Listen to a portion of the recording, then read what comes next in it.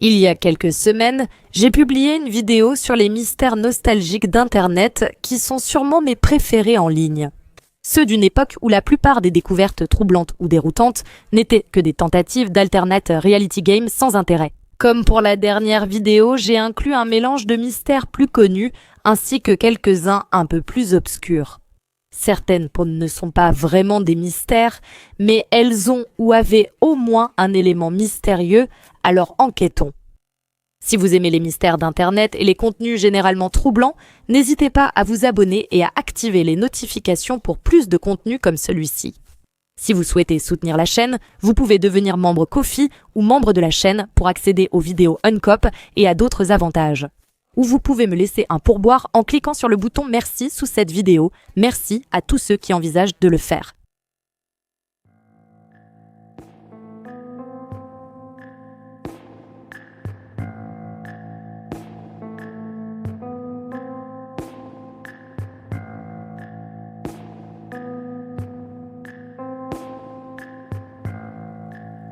Cette vidéo comporte des descriptions vagues de contenus sanglants, discrétion conseillée. Vous pouvez cliquer sur le lien dans la description pour devenir membre KOFA. Regardez la version non censurée et sans pub de cette vidéo, incluant une entrée inédite absente d'ici. Début 2006, InnerDepravity.com a été créé. C'était un site web présentant diverses photos et vidéos sanglantes. Il est maintenant fermé et il ne reste que des archives limitées, mais vous pouvez encore voir la plupart des photos dans un album intitulé Shooting. La première photo montre une femme en robe blanche bâillonnée et attachée, assise dehors devant un bâtiment la nuit, le dos contre le mur. Elle a l'air terrifiée et on peut voir une ombre sur le bâtiment qui semble être celle d'un homme avec une arme pointée sur elle. La photo suivante le confirme et montre le dos de l'homme qui porte un jean et pas de chemise. Son dos est tatoué et il semble y avoir deux visages.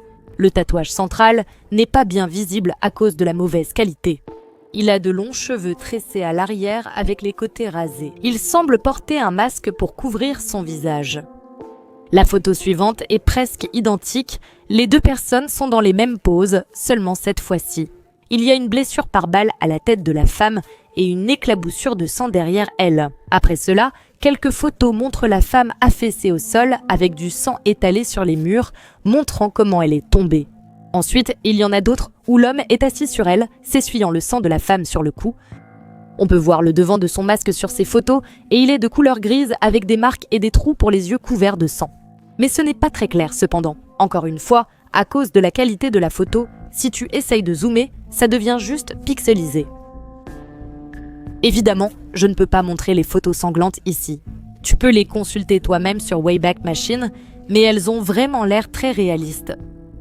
Il y avait d'autres séries de photos et des films sur le site, mais je n'ai pas pu en trouver d'archives. Les titres des autres albums comprenaient Burn, Smile, Wood, Sacrifice, Exorcist, Enslaved, Autopsy et Necro.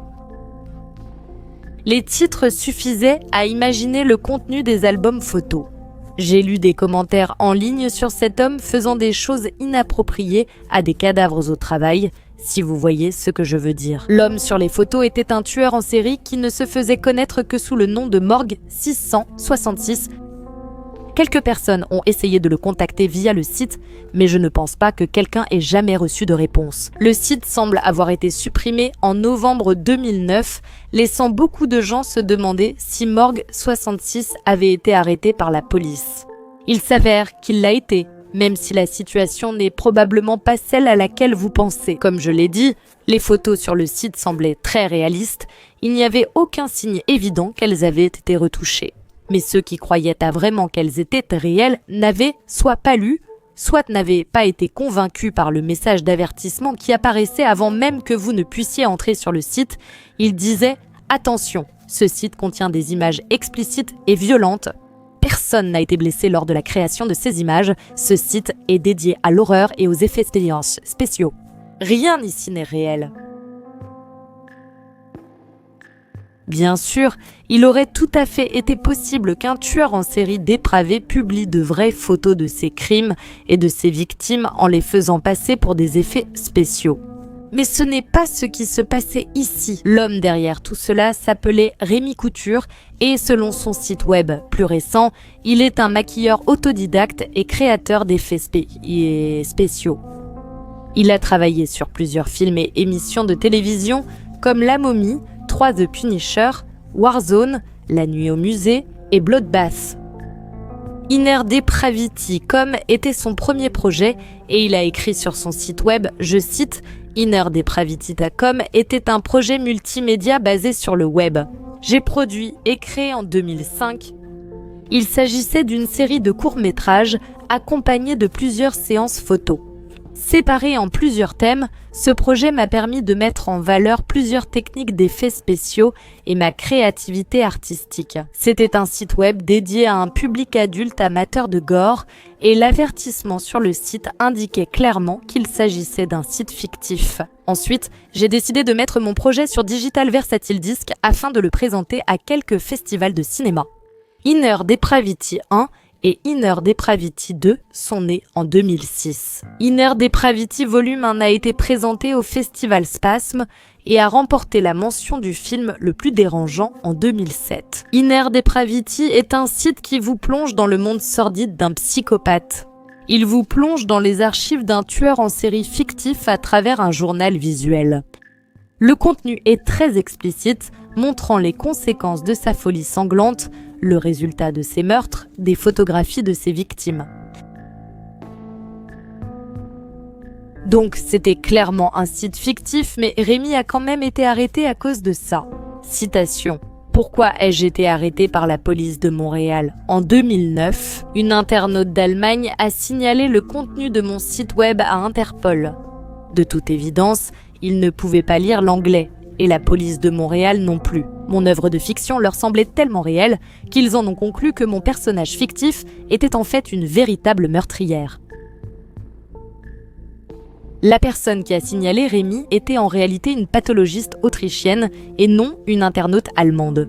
Et il a déposé un mandat d'arrêt international après avoir regardé l'un des films Inner Depravity qui montrait des meurtres, des mutilations et des agressions sexuelles. Parce qu'il ne pouvait pas être sûr que les scènes n'étaient pas de vraies images et qu'un homicide n'avait pas été commis. Après son arrestation à Montréal, Rémi a été inculpé sous l'article 163 pour corruption des mœurs par fabrication et distribution de matériel obscène. L'affaire a été jugée en décembre 2012 et des articles à ce sujet révèlent divers autres détails sur le travail de Rémi. Il y avait environ 1000 images sur le site en plus des 2 films, qui mettaient en scène un tueur en série aidé par un garçon de 10 ans, interprété par le fils de l'un de ses amis. Au moment du procès, il était assez clair que le travail de Rémi était fictif. Les policiers avaient organisé une opération d'infiltration pour l'arrêter. En se faisant passer pour des clients voulant une séance Halloween, ils ont dit avoir toujours douté que les images et films montraient de vrais meurtres. On dirait bien, l'objectif du procureur à ce stade était de prouver que le contenu était obscène et suffisamment dangereux pour inciter réellement les gens à le reproduire dans la vie réelle. Le jury a reçu pour instruction de déterminer si c'était le cas et s'ils jugèrent que son œuvre était obscène et gratuite, ils devaient le déclarer coupable. S'ils pensaient que c'était une œuvre d'art, ils devaient le déclarer non coupable. C'était bien sûr une affaire très controversée à l'époque. La plupart des gens trouvaient ridicule qu'une personne qui n'avait jamais réellement fait de mal à qui que ce soit puisse risquer jusqu'à 2 ans de prison. Toutes les mannequins s'étaient reportées volontaires pour participer au projet. Elles savaient de quoi il s'agissait. Et les blessures mortelles ou les signes de torture n'étaient que du latex et du faux sang. Il indiquait clairement sur son site que rien de cela n'était réel. Ce n'est pas comme s'il publiait ce contenu sans avertissement, dans l'intention que les gens l'imitent dans la vraie vie. Tout en plaidant non coupable, Rémi a soutenu que l'État n'avait pas à définir ce qu'est l'art, ni à porter atteinte à son droit à la liberté d'expression. Beaucoup craignaient que si Rémi était condamné, cela porterait un coup dur à d'autres formes d'art de nature similaire. D'un autre côté, un petit groupe très vocal affirmait que son œuvre trop réaliste pouvait inciter d'autres à torturer et tuer réellement. Ils ont aussi noté que toutes les victimes étaient des femmes et que le caractère inadapté au travail de certaines œuvres les rendait particulièrement dangereuses pour elle. Rémi a affirmé qu'il avait prévu de créer une nouvelle vidéo où la victime féminine renverse la situation contre le meurtrier. Mais il n'a jamais eu le temps de le faire parce que sa carrière dans les effets spéciaux a commencé à décoller. Russell Smith, chroniqueur, a écrit sur Rémi. Citation, « Il est difficile d'éprouver de la sympathie, quel que soit l'argument juridique, pour un homme manifestement aussi obsédé par la torture et le démembrement des femmes qu'il les représente encore et encore. » Personnellement, je peux comprendre dans une certaine mesure l'inquiétude concernant le fait que ce type de contenu puisse être nuisible aux femmes. L'essai plus encore que le meurtre. Étant donné à quel point les agressions sexuelles semblent courantes, il est plausible que de tels actes puissent être considérés comme normalisés. Si quelqu'un regarde souvent du contenu qui, selon certains, en fait la promotion, le contexte est important lorsqu'on aborde de tels thèmes. Je pense aux agressions sexuelles. Le fait que ce soit montré dans un film où l'accent est mis sur les conséquences pour la victime plutôt que sur la satisfaction de l'agresseur, c'est très différent. Par rapport à un contenu qui se contente de montrer des agressions sexuelles sans apporter de réflexion sur la moralité de l'acte. Cela dit, je ne pense pas que Rémi avait l'intention d'encourager les gens à commettre un meurtre ou des agressions sexuelles. Et le fait qu'il soit un artiste des effets spéciaux est très pertinent. Sa motivation pour le projet était de promouvoir son travail et de rendre tout cela aussi réaliste que possible.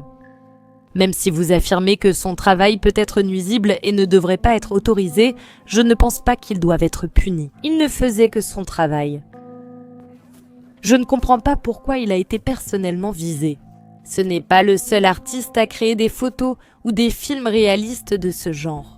Si vous êtes opposé à son travail en particulier, vous devriez aussi être opposé à la plupart des autres contenus d'horreur. En général, je pense que la partie la plus problématique ici est la décision de Rémi d'impliquer un enfant de 10 ans. Je ne connais pas précisément le rôle de l'enfant dans les films, bien qu'il semble complice du meurtrier, et un porte-parole de la police s'est exprimé à ce sujet. Citation. Les gens pensaient qu'un enfant avait été agressé sexuellement et tué. Cela implique que le meurtre de l'enfant a été montré et que le film représentait une sorte d'agression sexuelle sur lui, ce qui est vraiment dérangeant, même si c'était faux de toute façon. Le procès a duré quelques semaines, le jury a délibéré pendant 2 jours et finalement, Rémi a été déclaré non coupable le 21 décembre 2012. Cela lui a coûté 30 000 $ en frais juridiques et il a souligné sur son site web que toute cette épreuve avait coûté une somme ridicule aux contribuables. Son site web récent présente de nombreuses photos de son travail, mais aucune ne montre l'Australie méridionale. Et il ne s'agit plus exclusivement de victimes féminines. Ce site ne raconte pas non plus une histoire, contrairement au site Inner Depravity qui met très clairement en avant son travail. On dirait qu'il ne le met plus à jour activement. Le dernier film sur lequel il dit avoir travaillé date de 2011 et son dernier film indépendant remonte à 2013. Ses comptes Instagram et Facebook liés au site ont aussi été supprimés.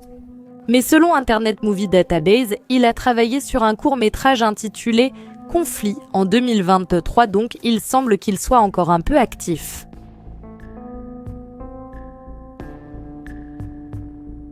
Les catacombes de Paris forment un réseau de tunnels souterrains créés à la fin du XVIIIe siècle pour enterrer des corps. En raison de graves problèmes de santé publique liés au cimetière de la ville, il a été décidé de transférer leur contenu dans un site souterrain. Et aujourd'hui, elles abritent les restes d'environ 6 millions de personnes. Les catacombes sont devenues une attraction touristique populaire et il est recommandé de réserver une visite guidée car le réseau de tunnels est vaste et complexe. Cependant, il existe différentes entrées secrètes utilisées par les explorateurs urbains, appelés cataphiles, qui préfèrent explorer les zones moins connues des catacombes sans guide. Comme le montrent les images que nous allons examiner, c'est vraiment une très mauvaise idée.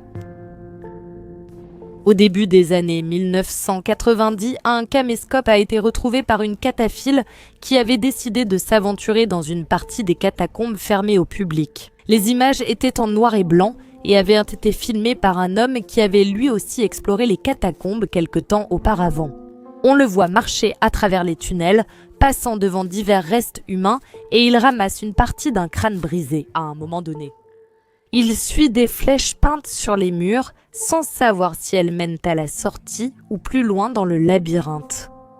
Peu après, la caméra montre un dessin de squelette sur les rochers. L'homme commence à respirer bruyamment et à courir. Peut-être qu'il paniquait parce qu'il s'est rendu compte qu'il était perdu ou que quelqu'un ou quelque chose le poursuivait. Personne ne sait. Il ne dit jamais rien dans la vidéo. Soudain, il laisse tomber la caméra et on aperçoit ses pieds alors qu'il s'enfuit en courant. Cela n'a aucun sens car il semble que la caméra était sa seule source de lumière. La seule explication plausible, c'est qu'il a vu quelque chose qui l'a choqué et quoi que ce soit, il était trop effrayé pour revenir chercher la caméra. La vidéo se termine peu après et personne ne sait même qui est cet homme, encore moins ce qui lui est arrivé.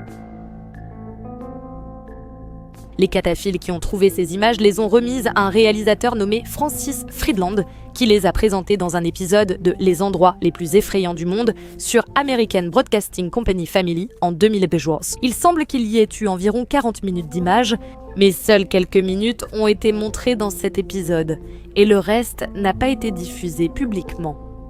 Après avoir expliqué ce qui se passe dans la vidéo, Francis décide d'essayer de retracer les pas de l'homme, peut-être même de retrouver son corps, en supposant qu'il ne soit jamais sorti. Lui et son équipe entrent dans les catacombes par l'entrée qu'ils pensent que l'homme a utilisée. Et il semble qu'il soit effectivement sur la bonne piste, car il voit lamer la peinture du corps sur le mur et un tunnel rempli d'ossements qui ressemble à celui de la vidéo. À ce moment-là, ils marchaient depuis environ 6 heures et étaient profondément dans les catacombes. Leur batterie était en train de mourir et ils craignaient de se perdre eux-mêmes si leur lampe de poche cessait de fonctionner. Ils n'avaient d'autre choix que de faire demi-tour. Francis a conclu qu'il est peu probable que quelqu'un résolve un jour le mystère, car il y a tout simplement trop de kilomètres de tunnels là-dessous. Il est apparu dans un épisode de Ghost Adventures en 2014 et a déclaré que l'homme qui a filmé les images n'a toujours pas été identifié. Et jusqu'à ce jour, son sort reste inconnu. Il y a eu beaucoup de spéculations concernant l'authenticité de cette vidéo, beaucoup pensant qu'elle a été créée par American Broadcasting Company Family ou par Francis lui-même. Pour créer une histoire pour l'émission télévisée, ce ne serait pas la première fois que des gens accusent la chaîne d'inventer des détails pour l'émission. Un segment porté sur les meurtres à la hache de Vilissa où une fausse reproduction de journal aurait été montrée. Des photos d'une famille inconnue qu'ils prétendaient être les victimes du meurtre et une actrice payée qui se faisait passer pour une habitante de la ville. De plus, cet épisode de Catacombs a été diffusé environ 1 an après la sortie du projet Blair Witch, à une époque où le concept de found footage était un thème nouveau et populaire. Si quelqu'un avait voulu falsifier de telles images, ça aurait été le moment idéal pour le faire. Il est également intéressant de noter que cette histoire ne semble pas avoir été liée à aucun rapport de personnes disparues et aucune annonce n'a été faite à ce sujet par les services de police de la région. Il semble peu probable que personne n'ait signalé cela à la police, y compris Francis lui-même. Cela ne signifie pas forcément que c'est faux. Il n'y a pas grand-chose à tirer des images, nous ne savons rien sur l'homme et il ne parle même pas. Donc, à moins qu'il ait dit à des gens qu'il allait dans les catacombes avant de disparaître et que ces personnes l'aient signalé comme disparu. Avec ces informations, je ne vois pas comment cela pourrait être facilement relié à un signalement. Cela suppose aussi qu'il a réellement disparu après avoir laissé tomber la caméra. Il est tout à fait possible qu'il ait quand même réussi à sortir et qu'il n'ait même pas su que les images avaient été retrouvées. Les lieux les plus effrayants de la planète est une émission télévision américaine. Et cet homme aurait pu venir de France ou de n'importe quel autre pays, donc on ne peut pas forcément supposer qu'il l'aurait vu et qu'il se serait manifesté pour confirmer qu'il est toujours en vie. Les images elles-mêmes ne sont pas si incroyables que ça finalement. Ce n'est pas comme si un fantôme ou un monstre surgissait devant lui, on n'entend rien d'inhabituel à part l'homme qui respire bruyamment. En considérant ce qui s'est probablement passé, cela écarte de nombreuses spéculations étranges avancées depuis la sortie de la vidéo. Cela rend la chose difficile à croire. Des gens ont émis l'hypothèse qu'il avait rencontré quelque chose de paranormal ou qu'il était poursuivi par quelqu'un et c'est assez improbable. Si tu crois aux fantômes, j'imagine que les catacombes seraient un endroit idéal pour une rencontre. Personnellement, je n'y crois pas, mais quoi qu'il en soit, il n'y a aucune preuve de ce genre dans la vidéo. Il semble peu probable qu'il soit tombé sur quelqu'un d'autre là-dessous. Personne ne sait vraiment quelle était la taille des catacombes, mais il y a des centaines de kilomètres de tunnels. S'il a rencontré quelqu'un d'autre, cette personne était sûrement là pour la même raison. Je ne pense pas que des tueurs en série vont traîner à des kilomètres dans les catacombes en attendant une victime. Il est bien plus plausible qu'il se soit perdu et qu'il ait commencé à paniquer. Ce serait vraiment terrifiant si tu avais marché pendant des heures dans un labyrinthe de tunnels souterrains entouré de squelettes humains. Tu n'as pas de lampe de poche et tu réalises que tu ne sais pas comment sortir. Il ferait complètement noir là-dedans. Il paraît que c'est tellement silencieux qu'on pourrait entendre une mouche voler, donc même le moindre bruit pourrait te faire paniquer. La panique seule aurait pu pousser l'homme à agir irrationnellement. Et il est possible qu'il ait souffert d'hypoxie à cause d'un manque d'oxygène. Ce qui a pu le plonger dans un état de délire, le conduisant à être convaincu que quelqu'un le poursuivait. Il reste la question de ce qui lui est arrivé. Comme dit précédemment, il se peut qu'il ait trouvé une issue. Il n'est jamais venu dire publiquement qu'il allait bien, car il ignorait que quelqu'un avait trouvé les images. S'il est mort là, une fois la chair décomposée, retrouver ses restes parmi tant d'autres serait comme chercher une aiguille dans une botte de foin. Si on part du principe que la vidéo était réelle et qu'elle a vraiment été trouvée par un cataphile qui l'a remise à Francis, l'itinéraire de l'homme dans la vidéo était au moins en partie connu, puisque Francis et son équipe semblent avoir suivi le même chemin. Bien sûr, cela s'est passé environ 7 ans plus tard, et à ce moment-là, il ne resterait plus que les os de l'homme. Il était donc peu probable qu'il tombe sur lui, mais je suppose que beaucoup d'autres personnes sont passées par là moins longtemps après. Et pourtant, il n'y a aucun rapport mentionnant la découverte d'un corps récemment décédé. Mais on ne sait pas où il a fini cependant. Francis est allé jusqu'à la peinture du corps sur le mur et a dit que l'homme avait tourné à droite. Même s'ils ont trouvé l'endroit, il a laissé tomber son appareil photo. Personne ne sait où il est allé. Après cela, il s'est peut-être glissé dans un petit espace, essayant de se cacher de ce qu'il pensait peut-être être en train de le poursuivre. Un endroit dans lequel personne de sensé n'oserait s'aventurer. Je peux dire, cependant, que si je devais parier de l'argent, je miserais sur le fait que ces images sont un canular. Comme je l'ai déjà dit, ce ne serait pas la première fois que l'émission télévisée serait accusée de falsification. Francis n'a jamais vraiment réussi à percer en tant que réalisateur. Personne n'avait entendu parler de lui avant cela. Et cette vidéo des catacombes est sans doute ce pourquoi il est le plus connu.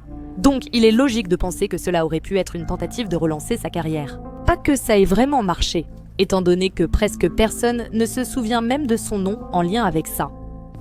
L'histoire derrière tout ça n'est pas vraiment crédible. Si j'étais une cataphile et trouvais une caméra dans les tunnels avec des images laissant penser à la disparition d'un homme, je la remettrais à la police. Pas à une réalisatrice au hasard. La façon dont Francis agit dans cet épisode est aussi discutable. Il dit que plusieurs entrées cachées des catacombes ont été fermées par la police. Et il parle comme si celle qu'il a trouvée était une découverte plus récente. Les tunnels s'étendant sur des centaines de kilomètres, quelles sont les chances qu'il soit entré par une nouvelle entrée et se soit retrouvé exactement au même endroit que l'homme de la vidéo ? Devant la peinture du corps. Il dit qu'ils vont devoir faire demi-tour parce qu'il a peur que les lampes de poche s'éteignent, mais elles sont toutes allumées. Tu éteindrais sûrement certaines d'entre elles pour essayer d'économiser les piles, non ? Même si la vidéo est un canular, elle m'a quand même fait promettre de ne jamais aller dans les catacombes quand je l'ai vue il y a des années. Ce n'est pas vraiment un mystère d'Internet à proprement parler, puisqu'il est apparu pour la première fois dans une émission télé, mais j'ai vu les images pour la première fois sur YouTube. Et quand je pense aux anciens mystères d'Internet, c'est l'un des premiers qui me vient à l'esprit.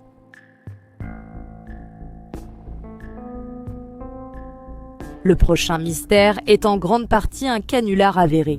N'hésitez pas à le passer si cela ne vous intéresse pas. Cela vous rendra sans doute nostalgique si vous vous en souvenez. En 2008, un site web a été créé, thisman.org, qui était centré autour d'un croquis d'un homme que de nombreuses personnes auraient soi-disant vu dans leurs rêves. Le site explique comment tout a commencé, je cite, « En janvier 2006 à New York, la patiente d'un psychiatre réputé dessine le visage d'un homme qui apparaît de façon récurrente dans ses rêves. À plusieurs reprises, cet homme lui a donné des conseils sur sa vie privée. La femme jure qu'elle n'a jamais rencontré cet homme de sa vie. Ce portrait reste oublié sur le bureau du psychiatre pendant quelques jours, jusqu'à un jour. Un autre patient reconnaît ce visage et dit que cet homme lui rend souvent visite dans ses rêves. Il affirme aussi n'avoir jamais vu cet homme dans sa vie éveillée. Le psychiatre décide d'envoyer le portrait à certains de ses collègues qui ont des patients souffrant de rêves récurrents dans les mois suivants. 4 patients reconnaissent l'homme comme une présence fréquente dans leurs propres rêves. Tous les patients le désignent comme cet homme. De janvier 2006 à aujourd'hui, au moins 2000 personnes ont affirmé avoir vu cet homme dans leurs rêves. Dans de nombreuses villes à travers le monde, Los Angeles, Berlin, São Paulo, Téhéran, Pékin, Rome, Barcelone, Stockholm, Paris, New Delhi, Moscou, etc. Pour le moment, aucune relation ou caractéristique commune n'a été établie entre les personnes ayant rêvé de voir cet homme. De plus, aucun homme vivant n'a jamais été reconnu comme ressemblant à l'homme du portrait par les personnes qui ont vu cet homme dans leurs rêves. Le but de ce site web est d'aider ceux qui ont vu cet homme dans leurs rêves et de favoriser la communication entre eux. Comprendre qui est cet homme et pourquoi. Il apparaît dans une multitude de situations apparemment sans lien dans les rêves de personnes très diverses. Même avant la confirmation qu'il s'agissait d'un canular, beaucoup de gens étaient sceptiques quant à cette histoire. Surtout parce qu'il n'y a aucune raison que ce croquis reste sur le bureau d'un psychiatre. N'est-ce pas une violation de la confidentialité? Pourtant, je me souviens d'être tombé dessus pour la première fois, probablement peu de temps après sa création. Et pas mal de gens étaient convaincus que c'était réel, certains allant même jusqu'à affirmer avoir vu cet homme eux-mêmes. Les expériences variaient. Dans certains rêves, il était un intérêt amoureux ou un ami, donnant parfois des conseils énigmatiques. Dans d'autres, il attaquait ou tuait la rêveuse. Le site web proposait quelques théories pour expliquer la présence de cet homme dans les rêves des gens. Citation, théorie de l'archétype. Selon la théorie psychanalytique de Jung, cet homme est une image archétypale appartenant à l'inconscient collectif. Cela peut émerger lors de périodes difficiles, de développement émotionnel, de changements dramatiques dans nos vies, de circonstances stressantes, etc. Chez les sujets particulièrement sensibles. Théorie religieuse. Selon cette théorie, cet homme est l'image du Créateur, c'est-à-dire l'une des formes sous lesquelles Dieu se manifeste aujourd'hui. C'est la raison pour laquelle ces indications et les paroles qu'il prononce pendant les rêves doivent être suivies scrupuleusement par les rêveurs. La théorie du surfeur de rêve est la plus intéressante et celle qui a les plus grandes implications, mais c'est aussi celle qui a la plus faible crédibilité scientifique selon cette théorie. Cet homme est une personne réelle qui peut entrer dans les rêves des gens grâce à des compétences psychologiques spécifiques. Certaines personnes pensent que dans la vraie vie, cet homme ressemble à l'homme des rêves, d'autres pensent que l'homme dans les rêves est complètement différent de son homologue réel. Certaines personnes semblent croire que derrière cet homme, il existe un plan de conditionnement mental développé par une grande entreprise, la théorie de l'imitation des rêves. C'est une théorie psychosociologique scientifique qui affirme que ce phénomène est apparu par hasard et s'est progressivement développé par imitation. En gros, lorsque les gens sont exposés à ce phénomène, ils en sont tellement marqués qu'ils commencent à voir cet homme dans leurs rêves. Théorie de la reconnaissance diurne. Cette théorie affirme que les apparitions de cet homme sont purement fortuites. Normalement, nous ne nous souvenons pas précisément des visages que nous voyons dans nos rêves. L'image de cet homme serait donc un instrument qui, dans la vie éveillée du sujet, facilite la reconnaissance d'une image indéfinie. Cela s'est révélé être un projet artistique dans le cadre d'une campagne de marketing de guérilla en 2010, lorsque son créateur, Andrea Nutella, s'est manifesté et l'a déclaré. Il avait basé l'image de l'homme sur une photo de son père lorsqu'il était plus jeune. Même après avoir admis qu'il s'agissait d'un canular, il a continué à recevoir des courriels de personnes affirmant avoir vu cet homme dans leurs rêves et dans la vie réelle. Plusieurs personnes ont même affirmé qu'elles étaient elles-mêmes cet homme, comme Arutkanan Aya, un gourou indien qui a prétendu que c'était la preuve de ses pouvoirs miraculeux. Les véritables témoignages de personnes ayant vu cet homme peuvent probablement s'expliquer par les 2 dernières théories présentées sur le site. Ils ont sans doute vu l'image puis rêvé de cet homme ou de quelqu'un lui ressemblant. En voyant l'image, ils se sont rappelé la personne de leur rêve. En ressemblant à cela,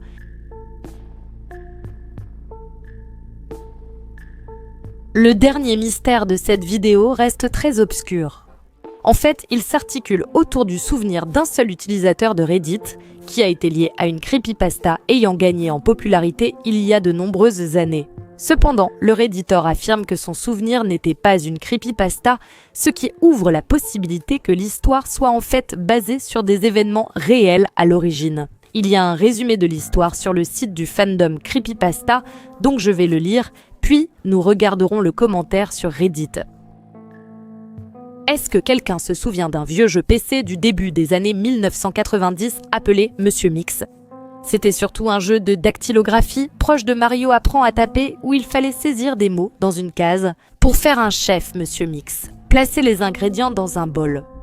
Cependant, contrairement à la plupart des jeux de dactylographie, ce jeu était réputé pour sa difficulté extrême. Il y avait une exigence de mots par minute pour chaque niveau, allant de seulement 10 au niveau 1 jusqu'à 85 au 3e. Au niveau 5, l'exigence dépasse les 500 mots par minute, rendant pratiquement impossible de progresser davantage.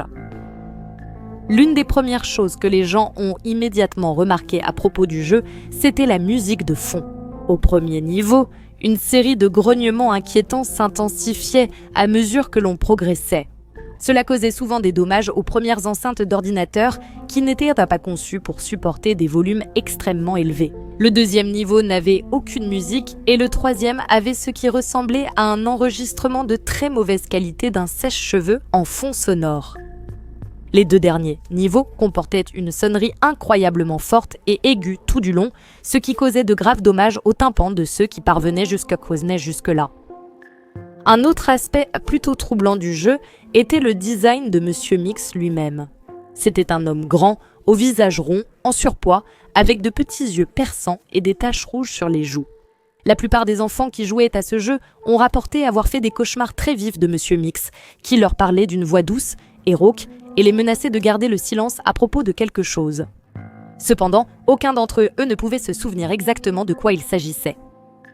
Une psychologue qui a vu beaucoup de ces enfants a rapporté avoir été troublée par la terreur pure qui se lisait sur leur visage lorsqu'ils racontaient les détails de leurs cauchemars. Beaucoup d'entre eux fondaient en larmes pendant le processus, suppliant leurs parents de les sauver. Cependant, aucune relation directe avec le jeu lui-même n'a pu être déterminée à partir de ces quelques cas, car tous les enfants n'ont pas souffert des mêmes effets indésirables. Pour des raisons évidentes, le jeu ne s'est pas très bien vendu. Il est resté relativement obscur jusqu'à il y a quelques années, lorsque des hackers sur PC ont mis la main sur une ROM du jeu et ont commencé à l'explorer à l'aide de logiciels de piratage de mémoire. Ils ont réussi à craquer le code du jeu et à contourner le 5e niveau impossible. Cependant, ce qu'ils ont découvert était extrêmement troublant et selon les rapports, cela a poussé beaucoup d'entre eux à abandonner complètement l'expédition. Depuis que ces hackers sont partis, le jeu se comporte de façon très étrange. Si le 5e niveau est contourné, le jeu plante violemment et se ferme. Il écrit une multitude de fichiers dans le dossier System 32 de l'utilisateur, au point que la RAM est presque complètement saturée. Ces fichiers seraient apparemment des photos de personnes au visage horriblement déformé, semblant hurler de douleur et d'agonie, les yeux saignant de leurs canaux lacrymaux et la couche externe de leur peau arrachée nette à plusieurs endroits. Si l'utilisateur tente de supprimer ces fichiers, son ordinateur plantera violemment avec un écran bleu, causant des dommages permanents et irréparables au disque dur. Les hackers ont découvert que cela était causé par un seul octet dans la mémoire morte du jeu qui se déclenchait lorsque le 5e niveau était terminé. Après avoir supprimé cet octet, ils ont pu accéder au 6e et dernier niveau. Malheureusement, tous les hackers d'origine ont refusé de parler de ce qu'ils ont vu dans le dernier niveau. Chacune d'elles est devenue extrêmement paranoïaque et recluse par la suite, refusant de parler de quoi que ce soit en lien avec le jeu et montrant des symptômes de stress post-traumatique d'une intensité étonnante. La majorité d'entre elles ne pouvaient plus formuler de phrases cohérentes en moins d'une semaine. En moins d'un mois, elles avaient toutes disparu. Toutes les copies restantes du jeu ont été détruites. À ce jour, nul ne sait ce qui a provoqué autant de dégâts psychologiques au groupe. C'est peut-être mieux ainsi. 2 ans après cet incident, un homme a été arrêté pour avoir tenté d'enlever une fillette de 8 ans dans une épicerie. Grâce à l'analyse de l'acide désoxyribonucléique et des empreintes digitales, il a été identifié comme l'un des premiers hackers qui avait vu le niveau final du jeu. Il portait une toque de chef blanche et avait une expression de malveillance et de folie indicible sur le visage. Lors de l'interrogatoire, l'homme ne disait qu'une seule chose : « Je suis Monsieur Mix. Chut !» Le commentaire Reddit que j'ai trouvé était bien moins dramatique et ne disait pas que le jeu remplissait le système de photos effrayantes. Ou l'un des hackers se déguisant en Monsieur Mix et essayant d'enlever un enfant, disait-il. Il y en a un qui reste encore un peu mystérieux, mais à moins que quelqu'un ici ait déjà eu affaire à lui, il semble que je sois la seule jusqu'à présent à me souvenir fermement de son existence. Bien que je ne puisse pas corroborer le reste de l'histoire, car c'est probablement faux. C'est un ancien jeu de dactylographie PC des années 90 devenu une creepypasta nommée Monsieur Mix. Laissez-moi vous assurer que je me souviens spécifiquement de cela, vers 1995 peut-être, 94. Mais ma mère l'a acheté comme cadeau pour ma tante, qui devait apprendre à taper. Les parties de l'histoire qui sont vraies et dont je me souviens, c'est que le jeu avait bien des niveaux de 1 à 5 et que l'exigence de mots par minute du 5e niveau était humainement impossible. De plus, cela provoquait de gros bugs, ce qui vous obligeait à éteindre puis rallumer complètement l'ordinateur. Et les bruits incroyablement forts, presque certainement intentionnels, qui ressemblaient à ce dont je me souviens être presque comme un fax, mais pas tout à fait. Les vidéos qui circulent en ligne du gameplay de Mr. Mix ne sont pas celles d'origine, et je n'ai encore jamais trouvé la moindre trace de ce jeu ailleurs sur Internet. Comme je l'ai dit, le reste de l'histoire, dont je vais m'abstenir de parler, je ne l'ai jamais vu ni rien su à ce sujet. Mais en même temps, on n'a jamais passé le niveau 5 et on n'était pas des hackers, alors qui sait ? Étant donné que ce commentaire omet certains des détails vraiment dramatiques mentionnés dans la creepypasta, cela semble au moins un peu crédible. Beaucoup d'histoires effrayantes contiennent une part de vérité, donc ce n'est certainement pas impossible. Et l'idée qu'il existait un jeu de dactylographie avec un niveau final conçu pour être trop difficile à terminer pourrait avoir du sens si le but était d'apprendre à quelqu'un à taper. Ils essaieraient de passer le 5e niveau, devenant probablement plus rapide à chaque tentative, ce qui améliorerait leur dactylographie. Si le 5e niveau était censé être impossible, peut-être que le pirater pour le réussir entraînerait quelques bugs, bien que probablement pas d'images troublantes, téléchargées sur votre appareil, a expliqué la personne sur Reddit. Elles n'ont cependant pas réussi à dépasser le 5e niveau et elles ont tout de même rencontré des bugs. Et les bruits forts qui ressemblaient à ceux d'un télécopieur. À part de nombreuses sources faisant référence au creepypasta, je n'ai trouvé aucun souvenir du jeu comme étant réel, donc s'il a existé, il ne s'agissait probablement pas d'un jeu très connu. Il se peut très bien qu'il ait été retiré peu de temps après sa sortie à cause des bugs. Et s'il n'y avait rien de particulièrement remarquable dans le gameplay, il n'est pas surprenant qu'il ne semble plus y avoir aucune trace de ce jeu en ligne aujourd'hui. Il aurait été publié au début ou milieu des années 90. Le World Wide Web n'est devenu accessible au grand public qu'en 1993 et pendant les premières années, la majorité des gens n'y avaient même pas accès.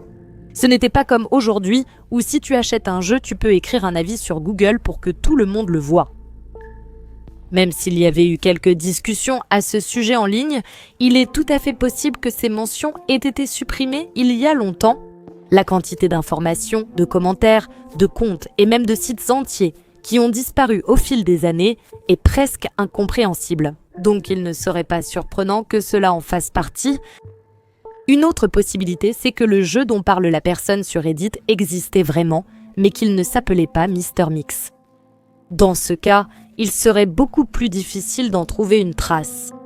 Le commentaire reste vague. Il est dit que le jeu est maintenant une creepypasta, mais il n'est pas précisé à quel point le jeu ressemblait à la creepypasta. Sinon, il y avait 5 niveaux, mais le 5e était impossible à finir. On peut penser que cela se passait aussi dans un restaurant avec un chef. Mais ce n'est pas beaucoup d'informations, surtout si le jeu était assez obscur et que son nom est inconnu. Il est aussi possible que la personne sur Reddit ait une sorte de faux souvenir de ce jeu. Peut-être qu'ils ont confondu la creepypasta avec un vrai jeu auquel ils pensaient avoir joué. Ils semblent s'en souvenir assez bien, mais la mémoire est notoirement peu fiable et diverses études ont montré à quel point il est facile pour le cerveau de créer de faux souvenirs. Même s'il y a une part de vérité dans le souvenir du redditeur, le jeu réel pourrait avoir été très différent de ce qu'ils ont décrit ici.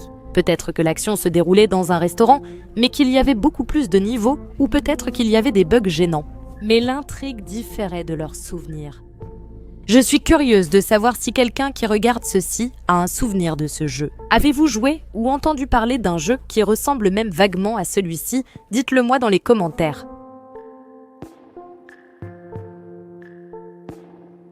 Partagez vos avis, théories et suggestions pour la prochaine vidéo dans les commentaires. Si vous avez apprécié la vidéo, n'hésitez pas à liker et à vous abonner. Un immense merci à mes membres Ko-fi et aux membres de la chaîne dont les noms s'affichent à l'écran en ce moment. J'apprécie vraiment votre soutien. Merci d'avoir regardé et je vous retrouve la prochaine fois dans une nouvelle vidéo.